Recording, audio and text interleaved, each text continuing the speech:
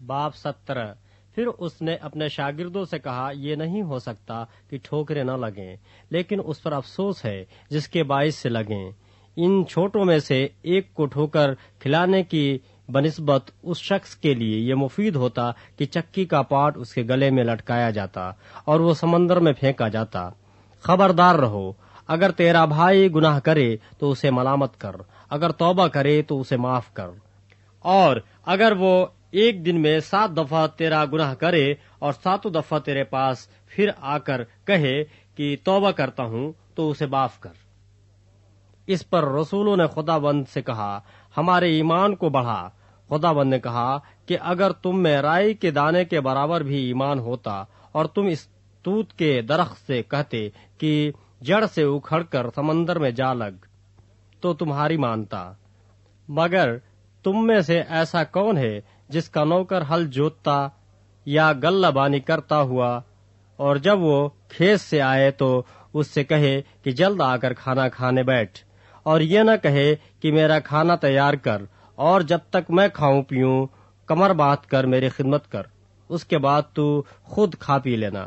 کیا وہ اس لیے اس نوکر کا احسان مانے گا کہ اس نے ان باتوں کی جن کا حکم ہوا تعمیل کی؟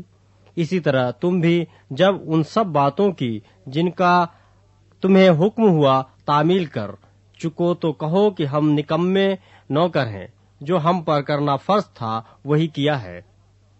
اور ایسا ہوا کہ یروشلم کو جاتے ہوئے وہ سامریا اور گلیل کے بیچ سے ہو کر جا رہا تھا، اور ایک گاؤں میں داخل ہوتے وقت 10 کوڑھی اس کو ملے۔ انہوں نے دور کھڑے ہو کر بلند آواز سے کہا، اے یسوع، اے صاحب، ہم پر رحم کر۔ اس نے انہیں دیکھ کر کہا، جاؤ اپنے تئیں کاہنوں کو دکھاؤ۔ اور ایسا ہوا کہ وہ جاتے جاتے پاک صاف ہو گئے۔ پھر ان میں سے ایک یہ دیکھ کر کہ میں شفا پا گیا، بلند آواز سے خدا کی تمجید کرتا ہوا لوٹا اور منہ کے بل یسوع کے پاؤں پر گر کر اس کا شکر کرنے لگا، اور وہ سامری تھا۔ یسوع نے جواب میں کہا، کیا 10 پاک صاف نہ ہوئے؟ پھر وہ 9 کہاں ہیں؟ کیا اس پردیسی کے سوا اور نہ نکلے جو لوٹ کر خدا کی تمجید کرتے؟ پھر اس سے کہا، اٹھ کر چلا جا، تیرے ایمان نے تجھے اچھا کیا ہے۔ جب فریسیوں نے اس سے پوچھا کہ خدا کی بادشاہی کب آئے گی، تو اس نے جواب میں ان سے کہا کہ خدا کی بادشاہی ظاہری طور پر نہ آئے گی، اور لوگ یہ نہ کہیں گے کہ دیکھو یہاں ہے یا وہاں ہے، کیونکہ دیکھو خدا کی بادشاہی تمہارے درمیان ہے۔ اس نے شاگردوں سے کہا، وہ دن آئیں گے کہ تم کو ابن آدم کے دنوں میں سے ایک دن کو دیکھنے کی آرزو ہوگی اور نہ دیکھو گے، اور لوگ تم سے کہیں گے کہ دیکھو وہاں ہے یا دیکھو یہاں ہے، مگر تم چلے نہ جانا، نہ ان کے پیچھے ہو لینا، کیونکہ جیسے بجلی آسمان کی ایک طرف سے کود کر دوسری طرف چمکتی ہے، ویسے ہی ابن آدم اپنے دن میں ظاہر ہوگا۔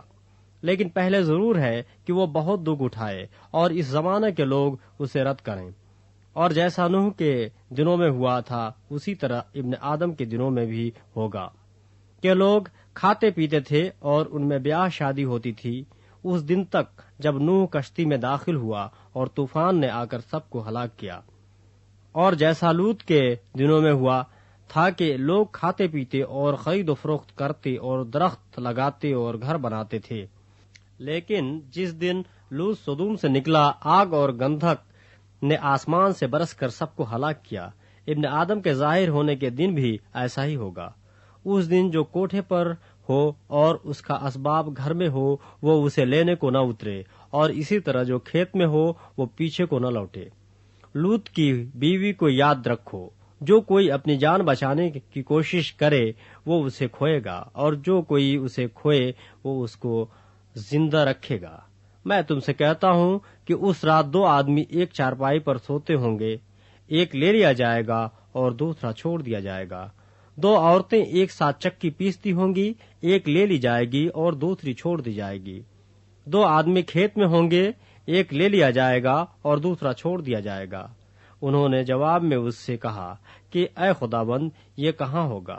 اس نے ان سے کہا، جہاں مردار ہے وہاں گدھ بھی جمع ہوں گے۔